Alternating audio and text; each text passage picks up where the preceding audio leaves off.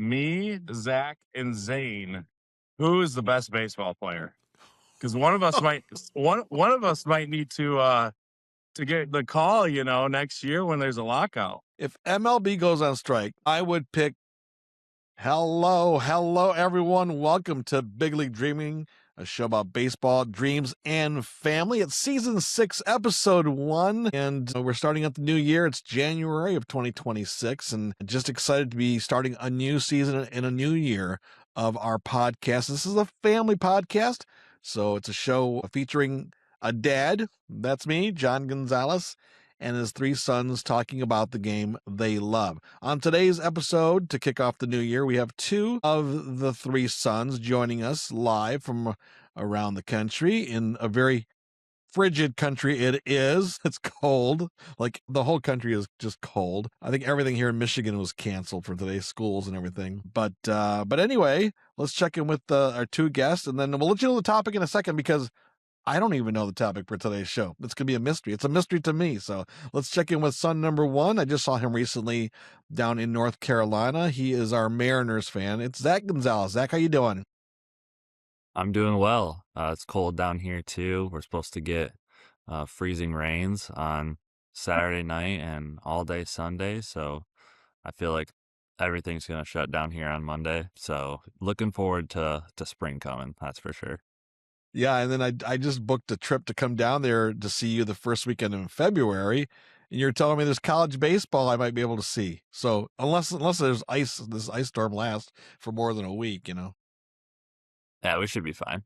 We should be fine. All right. Also, let's go to Grand Rapids, Michigan, where we're checking in with son number 2. He's our Mets fan. It's Ty Gonzalez. Ty, how you doing? I'm doing good. This is where the real cold's at, though. I'm freezing. I went to take my trash out this morning before I could get back in the house. My hands were beat red. It is freezing here. So, but I'm doing good. I love the winter, but this might be a little too much. I love the snow, but the cold, it is too much. I mean, it was 0 when I woke up this morning. What was your temperature in Grand Rapids? The actual temperature, I think, was like -6, but the real feel was like -18 or something like that. How's that, Zach? Yeah, that's why I moved south. I'll send you guys a picture of my my work door. The inside, when you get inside, if you turn around, the entire metal door is frozen. There's ice all over it. Yeah, it's freezing. Yeah. All right. Well, I will see you this weekend. I'm heading to Grand Rapids to visit and hang out with your family. So I'm looking forward to that, Ty. But I don't know, what is the theme for this first show of the season. I mean, I'm excited to find out what we're all about. Do we have a guest coming on, or what's happening? I know Zane can't make it today. I was texting with Zane earlier this morning, and this thought came into my mind, and I don't know. It's gonna be a little different one. I know we say we don't do hot takes on this show, but I thought season 6. Why not start now? I need something a little spicy, something to warm me up, something to get us going for season 6. So I thought, and Dad, this is really a question for you, but Zach, I want your answer, and I'm going to give my answer too later. But the question is, out of me, Zach, and Zane, who is the best baseball player? Because one of us might need to get the call, next year when there's a lockout. Well, I know you have 2 years of college eligibility left, so I know if the colleges go on strike, you'll be the first one eligible for that. If MLB goes on strike, well, I will tell you this: let's just keep it at that, right? If MLB goes on strike, I would pick Ty, only because this is only. Do you think Zane would be? What's that? I said, what, me? Yes. So follow my logic here. See, this came to me quickly here, right? So if there's an MLB lockout and the 3 boys, you're all in your late 20s, early 30s, right? Who would I pick to go and actually play or fill in for a team out there? I would pick the middle child, Ty. And here's why. All right. So he's not as old as his older brother. So he's a little younger. There's that. Also, Zane, who's the youngest, who's not on the podcast today, is still in baseball. So you would think he's the logical choice. He's the youngest. right? He's a left-handed pitcher.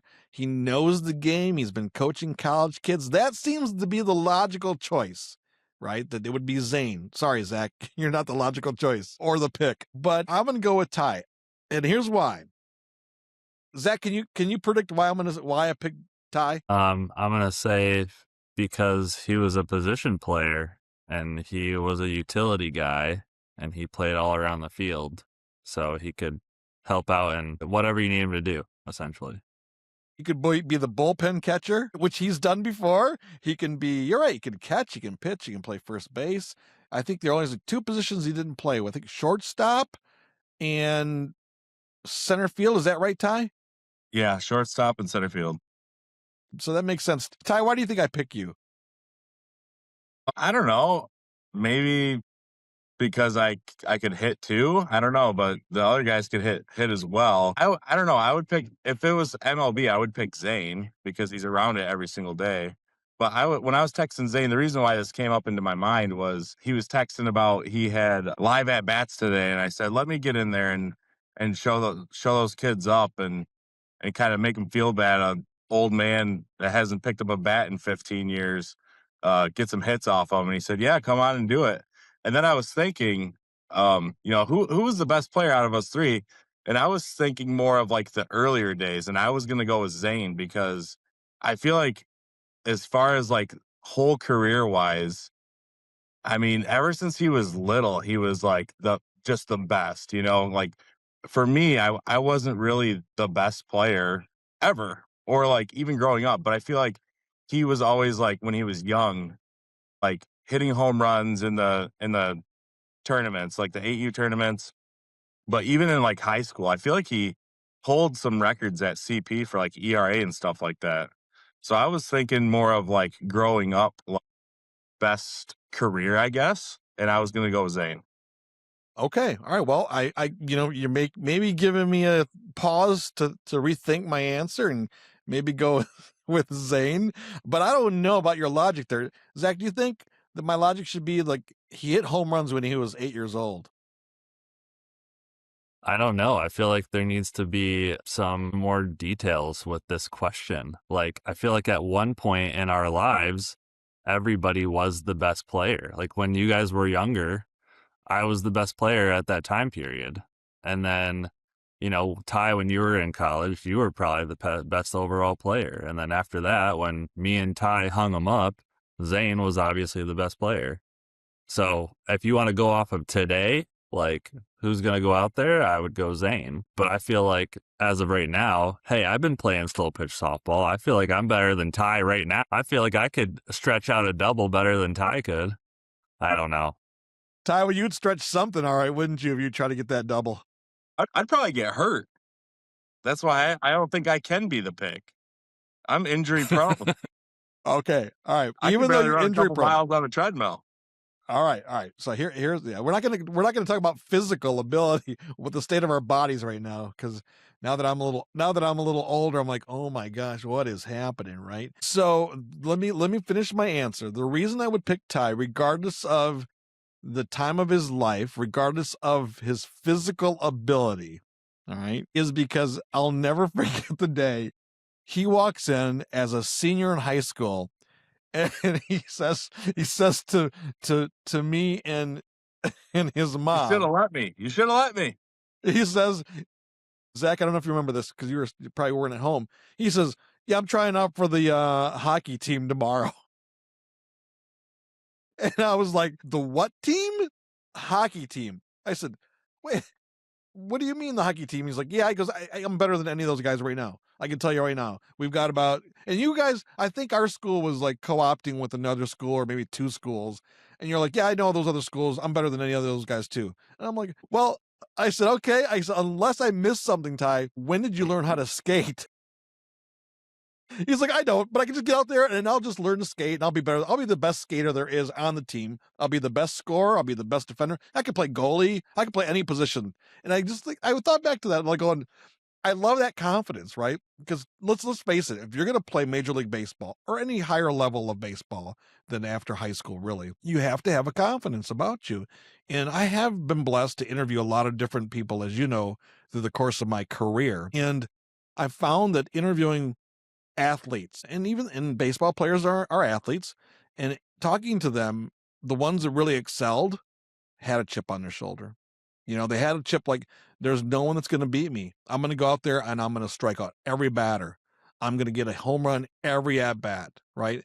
They had a chip on their shoulder that I'm going to be the best and no one's going to beat me. And I attribute some of that attitude, along with physical ability, to excel at your sport.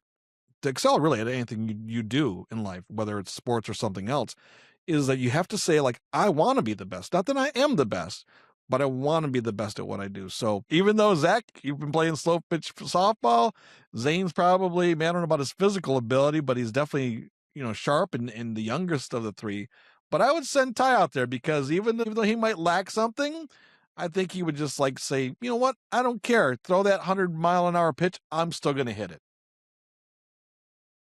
Or you throw it at me. And then I'll charge the mound and I'll win that one too. What do you think, Zach? I'm going to go Zane.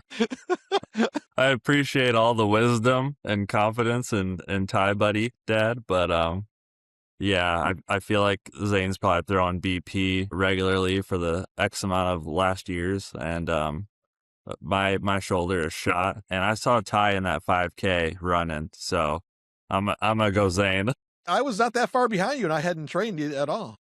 You almost beat me. I came around we should have filmed that, the turkey try. It was, of course, it was like this, frozen roads out. But I remember finishing, and I was like texting you updates throughout the race, like, hey, careful up here, it's icy, and thinking you were way back there. I finished, and I meet up with Zach and my wife, Katie, and I'm like, all right, we're going to be waiting for fish for a while. And here you come next to the guy carrying a log. Like 30 seconds later, I'm like, what the heck? He was right behind me. Had I seen, I'm glad I didn't see you, because I would have like sprinted. I probably would have killed myself that day trying to catch you. But I didn't realize I was that close to you. So, all right, Zach, I think you are trying to make me kind of reconsider my thought there. I'm picking Ty, who I would want to see. Now, who was the best player in their prime? Now, that's a better question, right? And I think that's a lot has to do with birth order. I really do. I mean, Zach excelled because he wanted to be the best. Firstborn always wants to be the best, right? Youngest has to fend for himself, right? You guys I was watching a clip, maybe you've seen this already, right? I think it's the football guys. What is it? What are their names? The famous football family. They're on TV all the time. Mannings, right? Mannings, yeah. Yeah, and the clips are when their kids playing in the backyard with their shoulder pads on, right? And they're beating up on the youngest one. They're giving him no slack whatsoever, right? And they're like 2 sizes bigger than him, right?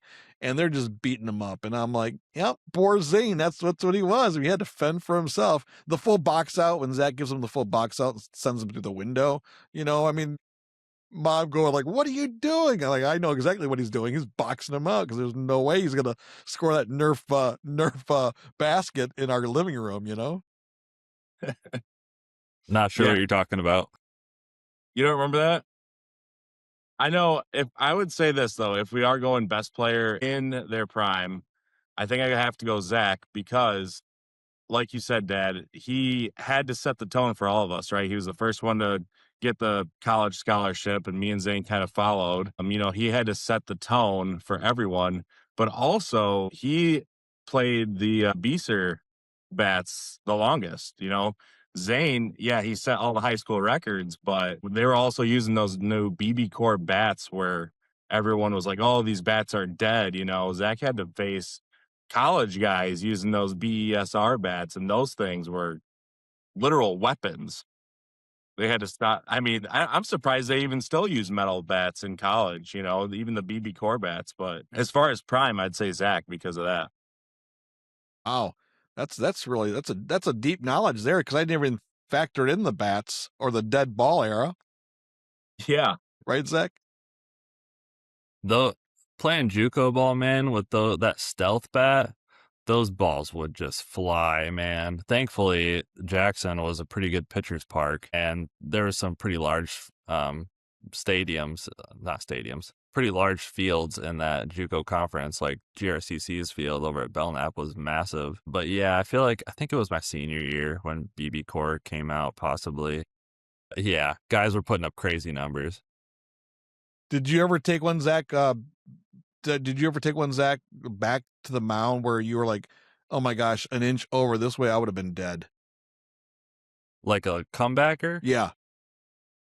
I don't think there was anything too close. There might have been one, but I feel like the one or two times where that happened, I tried putting my glove up. I did take one, like it was a one hopper right off my chest. That was pretty hard. But as soon as that happens, like you just have to forget about it. Like you just have to flush it and never think about it again. Because if you do think about it again, that's when you can get the yips. And we can get into a whole podcast just about the yips, but you kind of just have to like eliminate all those memories from your brain or else you won't be able to pitch again. Yeah. How about you, Ty? I can remember the one incident where Zach was at bat and hit the poor kid in the head. That's a whole different story. Thank goodness the kid was okay. Yeah. But did you ever, as a pitcher, get anything close to you? Yeah. So this is also why I'd say Zane for best overall career and Zach best in the prime, because the way I ended in the Northwoods League was atrocious. So I was pitching and I was like 2 or 3 months off of really playing at Valley my last year. And I remember pitching against these guys who are all like, already been drafted once. Like they're just going to Kansas and Arkansas and all these big SEC schools, which they pitched in the Northwood Leagues for a couple of years and did really good. But I remember just being up there being like, man, these guys are just way, way better than me, just physically. And they're just, just way steps ahead of me. And I remember pitching, I think it was in Wisconsin or something like that. And I came in for relief. And I'm up there, I'm just like struggling to throw strikes. And I was like, I need to just throw a strike. Like these guys will get themselves out. They're good, but they're baseball players. You're going to get yourself out. Let me just pipe one down the middle. Like he'll get himself out. Line shot right back at me, right to the leg, takes me out. I'm like, oh my gosh, this is just embarrassing. This is brutal. But yeah, that could have been really bad. It was a line shot right at my leg, and it like literally took my legs out from under me. I did like a front flip onto the mound, and I was like, "Oh my gosh, yep, I can't just serve these guys up anything. They will hit it." Wow.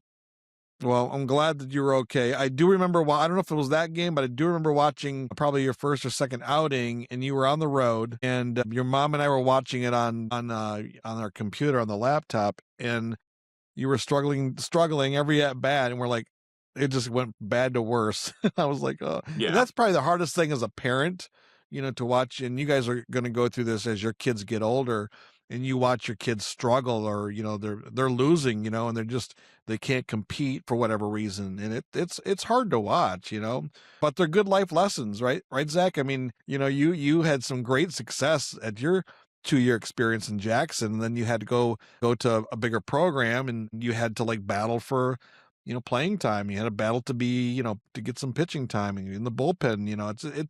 It's a struggle when you start to have some of that go the wrong way. Yeah, and it happens to everyone in the sport of baseball eventually. Like the saying goes, eventually they're going to tell you that you're not good enough to play, whether that's when you're in high school, whether you're in college or in minor leagues, or you have aged out in the major leagues. At some point, everybody is told. Could be, after a long career, like Verlander or somebody in the major leagues, and it could be somebody that's 12U baseball that's facing a travel team for the first time, and they're like, okay, those kids are way better than me, turning double plays, and I can hardly catch the ball. Well, Ty, this was a good topic. Put me on the spot. Why not? Yeah, I figured it'd be fun, something a little different for us. And I'm interested to hear what Zane says, though. I want to send it over to him. What he's going to say. You already know what he's going to say. He's going to say him? Yeah, totally. Well, let's find out. Let's give it to Zane and see what he has to say. Who's the best player out of us three? It's a very interesting topic that you have come up with today. It's it's interesting because, what do you define as someone's prime when it comes to players that all ended at kind of different levels? In terms of best career, best prime, it's kind of interesting if you throw us all in the same pool. Obviously, we're all going to be biased toward each other. But in terms of best career, I would probably say tie.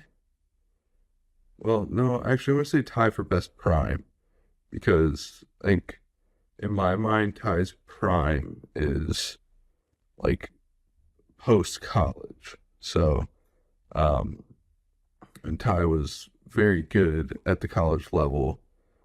Even though he only played 2 years at junior college, he was a two-way player and had a very good season his sophomore year.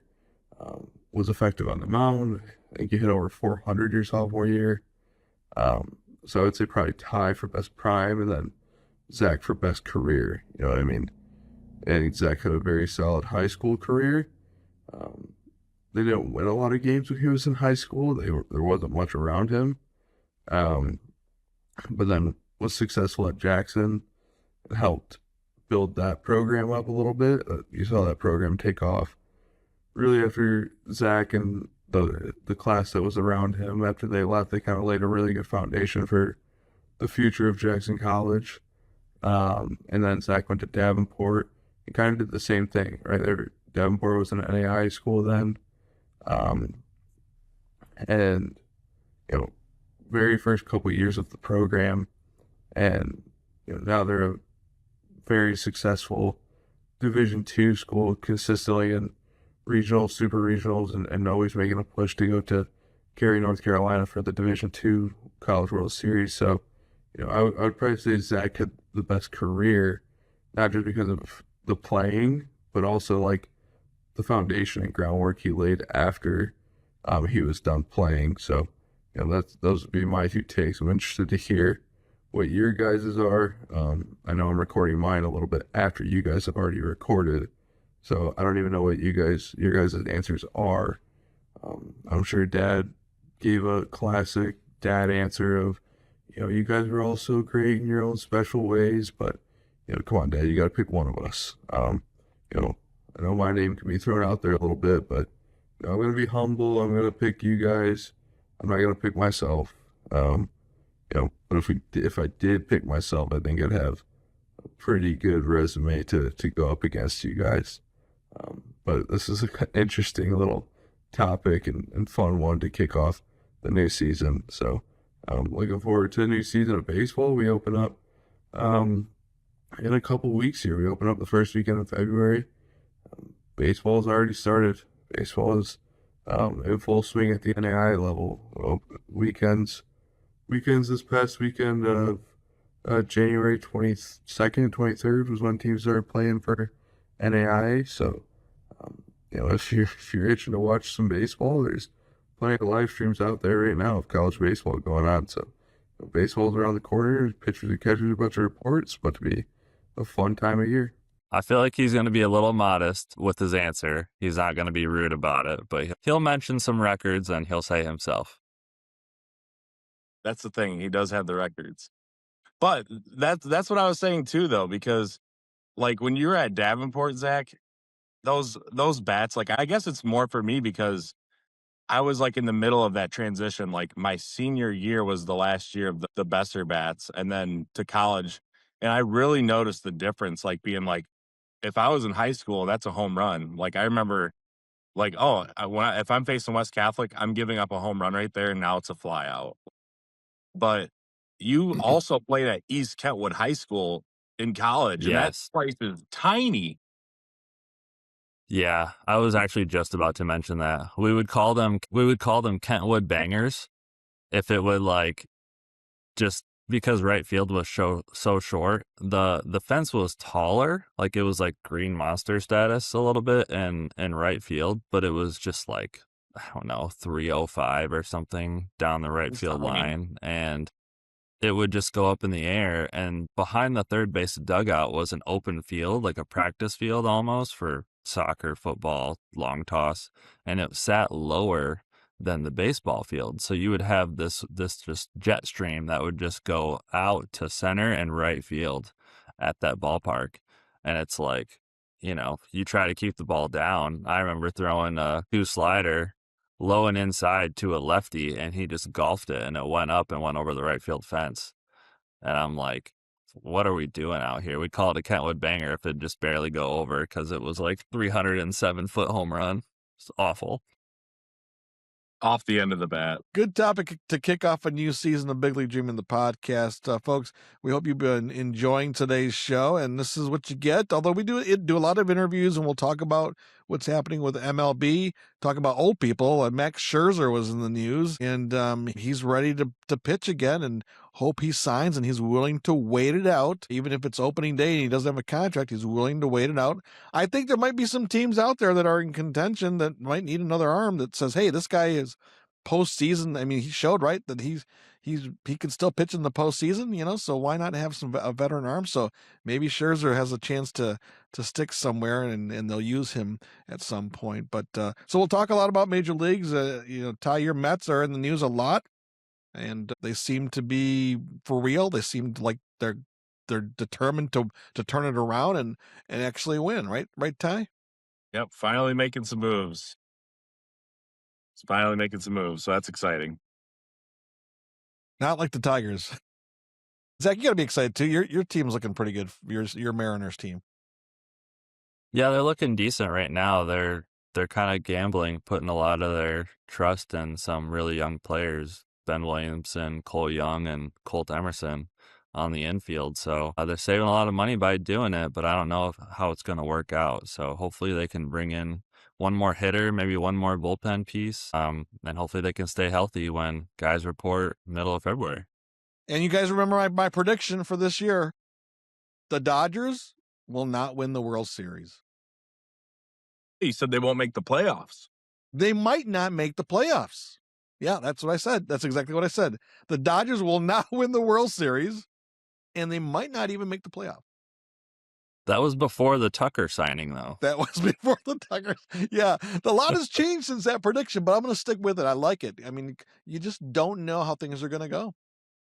Shohei Ohtani takes one, to the leg and go, and he's out, Yep. That's true. Right? That's It's true. baseball. I mean, yeah, if you have one all-star go down, you only have 6 more you can call on. You got the rest of your lineup. Your number 4 batter go down, you move the number 8 guy up. It's no big deal. Then you get Scooble at the deadline. Scooble, that's a different. Let's save Scooble for the next topic because he is the next big name that could go, but likely not. I think he's going to stick around with the Tigers for opening day. He'll be the Tigers got to sign him first. They got to get him to a contract first. Yeah, that'll take care of itself. Arbitration, it'll all happen. You're giving us a lot of good stuff to clip later on. All right, Ty. Anything else you want to add, Zach, before we take off here? No, looking forward to February. Baseball's getting close. All right. Well, that's it for me. Ty, you want to send us out here on the show? Yeah, everyone, thanks for listening to the start of season 6 on Big League Dreaming, the podcast. You can listen to our podcast on Apple Podcasts, Spotify, and of course here on YouTube. Saturdays, we typically drop episodes at 9 a.m. Eastern Standard Time, so stay tuned for the next one. And peace and love, everyone. Have a happy new year.